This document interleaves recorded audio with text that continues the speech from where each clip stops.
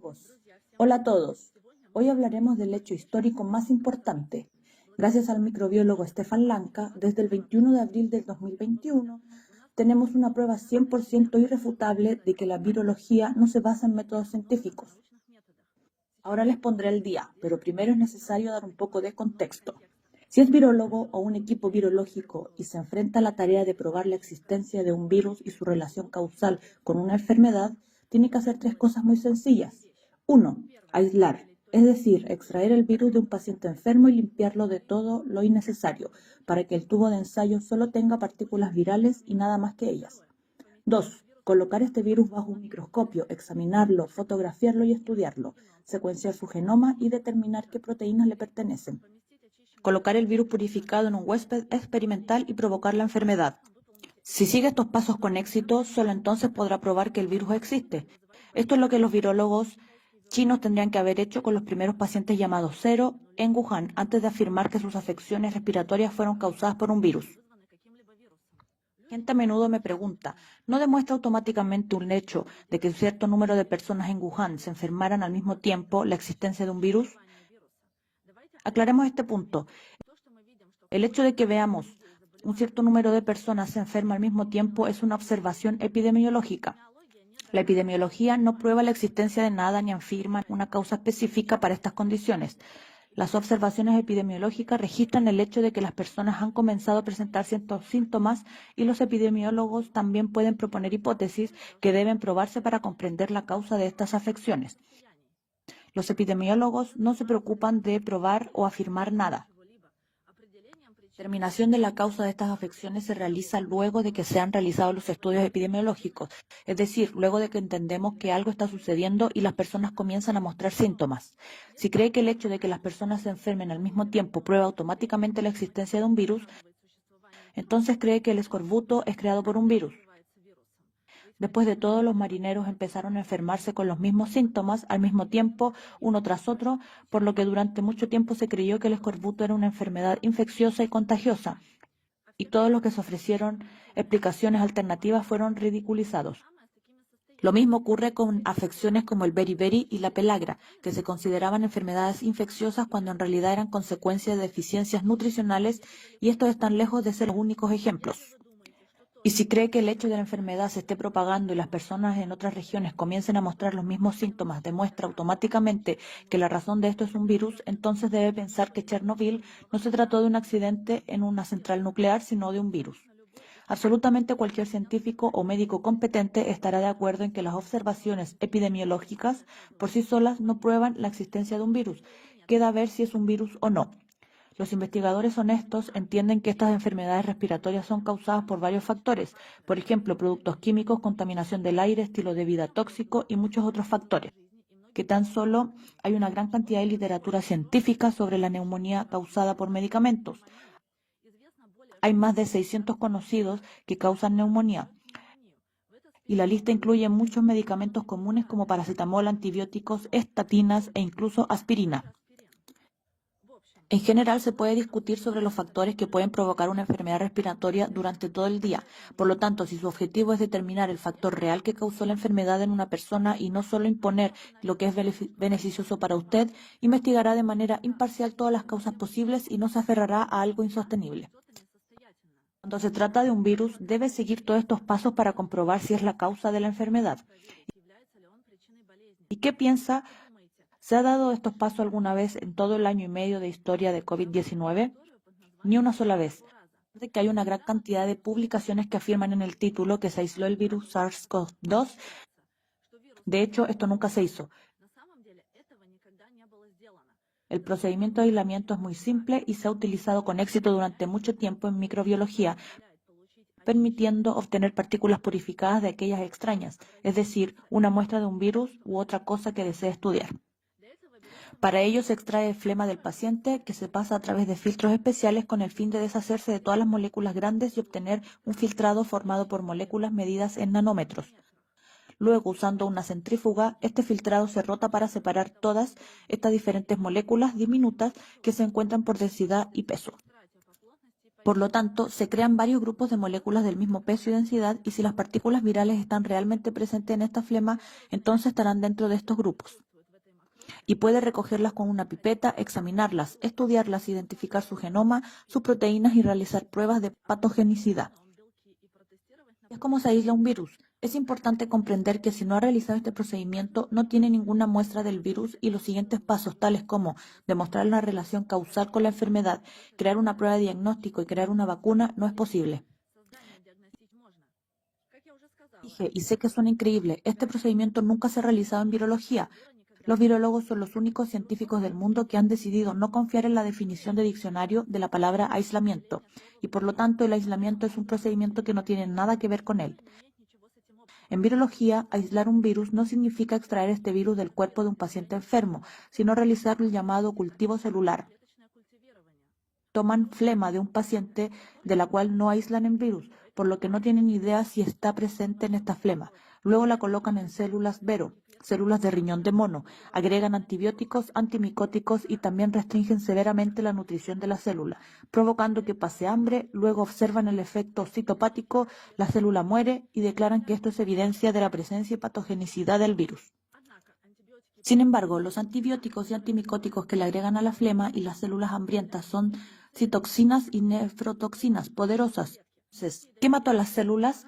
¿Estos medicamentos venenosos para las células y el hambre o un virus hipotético? La respuesta a esta pregunta solo podría darse mediante experimentos de control en los que virólogos tomarían un material no infeccioso, por ejemplo, flema de una persona sana o una solución estéril y colocarían las células en las primeras condiciones. Es decir, utilizarían los mismos medicamentos, limitarían la nutrición y demostrarían que las células no mueren. Entonces quedaría 100% claro que estos medicamentos y el hambre no pueden causar la muerte celular. ¿Y piensan que al menos una publicación sobre el llamado aislamiento del virus SARS-CoV-2 llevó a cabo un experimento de control de este tipo? La respuesta a esta pregunta es no, ni una sola vez. ¿Se ha realizado tal experimento al menos una vez en toda la historia de la virología? No con los llamados virus patógenos. No solo eso, en virología el aislamiento no es obtener una muestra de un virus, sino la matanza de células en un tubo de ensayo que no tiene nada que ver con el aislamiento. Nunca controlan lo que es simplemente inaceptable en la ciencia. Entonces, ¿por qué la virología nunca realiza experimentos de control? Porque conllevarán a resultados que conducirían a la desaparición de la virología. John Enders, el hombre que inventó este procedimiento fraudulento de eliminación de células, que los virólogos llaman aislamiento y todavía lo usan hoy en día, una vez llevó a cabo un experimento de control que fue ignorado por todos.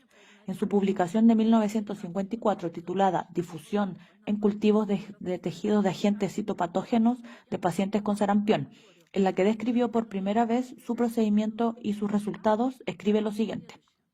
El segundo agente se obtuvo de un cultivo no inoculado de células de riñón de mono.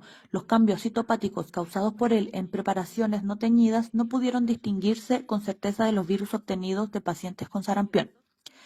Esta es una frase muy importante y la volveré a leer. El segundo agente se obtuvo de un cultivo no inoculado de células de riñón de mono. Los cambios citopáticos causados por él en las preparaciones no teñidas no pudieron distinguirse con certeza de los virus obtenidos de pacientes con sarampión. Y para que no se confunda, le explicaré. Los virus obtenidos de pacientes con sarampión son simplemente una muestra de tejido extraída de una persona enferma. No es un virus purificado. En este caso, Enders tomó una muestra de flema de niños enfermos. Enders escribe que realizó un experimento de control. Tomó un cultivo celular, lo colocó en las mismas condiciones, es decir, nutrición severamente restringida y antibióticos tóxicos, pero no usó material infeccioso con un virus sospechoso de una persona enferma. Usó solo células, un medio con nutrientes mínimos y antibióticos, y obtuvo resultados, como dice, indistinguibles de los resultados que obtuvo de la flema con el virus adentro. Esta es una evidencia directa de que el efecto citopático no es causado por ningún virus, sino por las mismas condiciones del experimento. ¿Qué pasa después? Lo que sucede es que durante la descomposición celular, las células liberan una gran cantidad de partículas diferentes que contienen material genético en su interior. Estas partículas provienen de las células desintegradas del riñón de mono, así como el suero sanguíneo fetal del ternero, que siempre se agrega allí, y la propia flema del paciente. Enders también agregó leche de vaca allí. Es decir, tenemos muchos materiales diferentes: células de mono, flema humana, suero fetal de ternero y leche. Todas esas cosas contienen material genético, por lo que al descomponerse, todos esos materiales producirán partículas, vesículas extracelulares con ácido nucleico en su interior, pero la aparición de estas partículas se anuncia como prueba de que el virus se ha multiplicado. Los científicos miran estas partículas a través de un microscopio, eligen la que más les gusta por su forma, la fotografían y llaman virus SARS-CoV-2. Nunca aíslan estas partículas, simplemente las miran a través de un microscopio y las fotografían. No hay absolutamente ninguna evidencia de que estas partículas sean algún tipo de virus. Como dije, pueden ser productos de descomposición comunes de todos los materiales involucrados en el experimento. Por ejemplo, lo que se denomina virus SARS-CoV-2 en las fotografías es una réplica de exosomas, partículas producidas por células de mamíferos que no son patógenas. No hay absolutamente ninguna evidencia de que estas fotografías sean un virus y no un exosoma. Veamos qué escribió Enders sobre esto en su publicación de 1957, El virus del sarampión, un resumen de experimentos sobre aislamiento, propiedades y comportamiento. Ruckle informó recientemente resultados similares y además aisló un agente del tejido de riñón de mono que aún es indistinguible del virus del sarampión. El problema, sin embargo, es que se desconoce el origen del agente a cargo. Aquí Enders dice que no sabe si estas partículas obtenidas como resultado del efecto citopático son virus o simplemente restos de células muertas como exosomas. Además, en la misma publicación, existe un riesgo potencial cuando se utilizan cultivos de células de primate para producir vacunas que consiste en virus atenuados, ya que la presencia de otros agentes posiblemente latentes en tejidos de primates no se puede excluir por ningún método conocido. ¿Qué significa? Esto significa absolutamente lo mismo sobre lo que escribieron los investigadores modernos en el 2020. Aquí hay una cita de una publicación de una revista llamada Virus del año 2020, donde analizan las vesículas extracelulares en relación con lo que llaman HIV, SARS y hepatitis C. En la actualidad es casi imposible separar las vesículas extracelulares y los virus utilizando técnicas canónicas de aislamiento de vesículas como la ultracentrifugación diferencial porque a menudo están granuladas, se juntan, debido a su tamaño similar.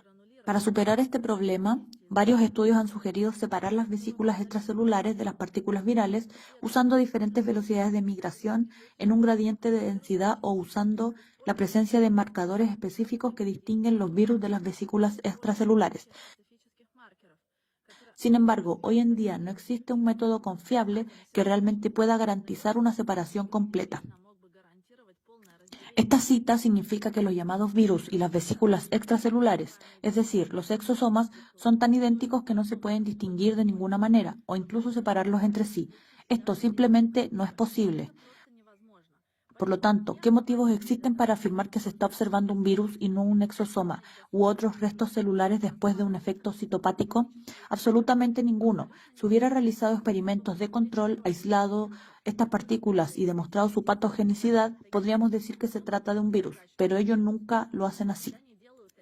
En la década de 1950, el experimento de control de Enders fue ignorado por todos, incluido el propio Enders, y su procedimiento se convirtió en el procedimiento estándar en virología y la única prueba de la existencia de virus.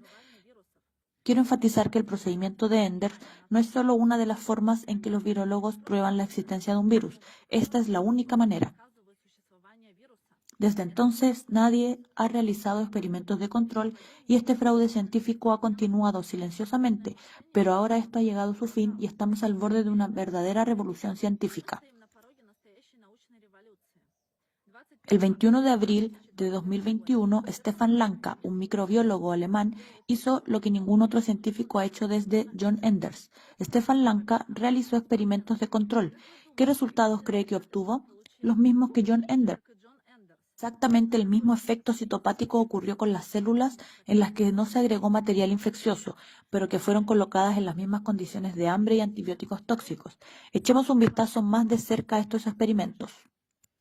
Así que aquí están las imágenes de los experimentos de control que hizo Stefan Lanka. Y ahora lo explicaré todo. Como puede ver, aquí se utilizan 4 líneas celulares. La primera línea sirve de control. Las otras 3 líneas con las que se realiza el experimento. Aquí arriba podemos ver cómo se veían estas 3 líneas experimentales antes del inicio del experimento. Y como puede ver, se ven muy saludables. Pasemos al grupo de control. Está escrito aquí.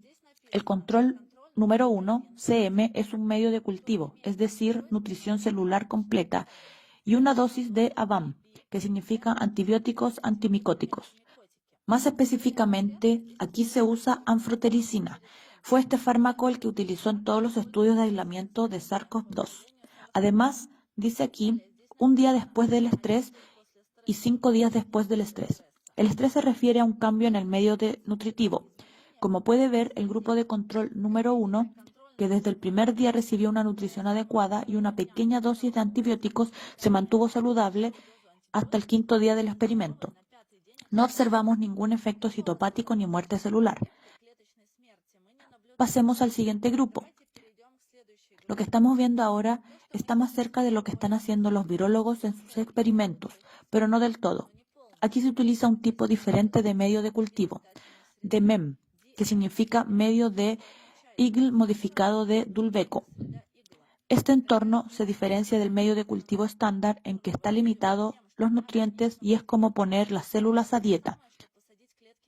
Luego se utiliza FCS al 10%, que es suero fetal bovino para prolongar la vida de las células en un medio nutritivo limitado. Y hasta ahora se usa la misma concentración de anfotericina. Vemos que estos cambios en el medio nutritivo llevaron fuertes cambios en el cultivo celular. No es tan saludable como el primero. Vemos que las células han perdido su forma, no son tan uniformes como en la primera imagen. Si miramos la tercera imagen, vemos exactamente lo que están haciendo los virólogos con los cultivos celulares. Aquí la concentración de nutrientes se redujo aún más, aproximadamente a la mitad. Luego la concentración de suero fetal bovino se redujo del 10% al 1%. Además, la dosis de antibióticos se incrementó de 1 a 3. En general, los virólogos usan una dosis doble o triple, y aquí podemos ver muy claramente cómo las células se degradan y se descomponen. Estaban sanas, pero un día después de cambiar el medio nutritivo y usar tal dosis de anfotericina, comienzan a verse anormales, y después de 5 días observamos el efecto citopático en todo su esplendor. Y todo ello sin el uso de ningún material infeccioso, solo por las condiciones tóxicas en las que se colocaron estas células. Además, el último grupo se usó para experimentos de control adicionales, es decir, para la llamada secuenciación genómica, durante la cual los virólogos, por supuesto, tampoco realizan experimentos de control. Pero Stefan Lanka lo hará por ellos y mostrará que a partir de ese cultivo celular, en el que no hay virus en absoluto, utilizando sus métodos, puede secuenciar el genoma del virus SARS-CoV-2, el virus del ébola, el virus del sarampión y cualquier virus que desee. Contaré sobre estos experimentos más adelante, cuando estén terminados. No discutiremos esto ahora, pero como puede ver, se agregó una fuente de ARN a este cultivo celular. Esta ARN se deriva de la levadura, no de la levadura ordinaria, sino de una sustancia de la matriz. Se agregó allí porque cuando los virólogos agregan flemas de un paciente a un cultivo celular, colocan una gran cantidad de ácidos nucleicos allí. Por lo tanto, con la ayuda del ARN de la levadura, intentaron imitar un poco la flema del paciente, que es rico en este tipo de moléculas. El ARN derivado de la levadura es completamente neutro, no es patógeno de ninguna manera, pero aquí se puede ver que su presencia provoca un efecto citopático aún mayor, aunque no está relacionado con ningún patógeno. Amigos, este experimento refuta toda la teoría sobre la que se basa la virología. La teoría de que los virus existen y causan enfermedades ahora ha sido completamente refutada. Estos experimentos muestran que los virólogos llaman evidencia de la presencia de un virus es una muestra de tejido, son solo consecuencias causadas por las mismas condiciones del experimento en laboratorio y nunca son causadas por la presencia de un virus inexistente. Así que, resumamos. Si el virus SARS-CoV-2 no existe, como ahora se ha demostrado científicamente y definitivamente, esto significa que 1. No hay estructura de virus ni proteína de pico. Sé que alguien definitivamente preguntará sobre la investigación sobre la proteína de pico. Si lee estos estudios, verá que no obtienen esta proteína del virus, obtienen una proteína recombinante, y esto se hace en el laboratorio utilizando secuencias genéticas falsas generadas por computadora. En general, esta no es una proteína de pico real derivada de un virus real.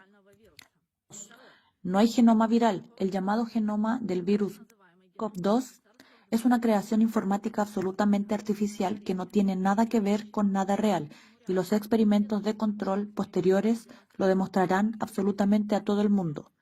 3. No existen cepas virales. 4. Es imposible crear un test diagnóstico o una vacuna.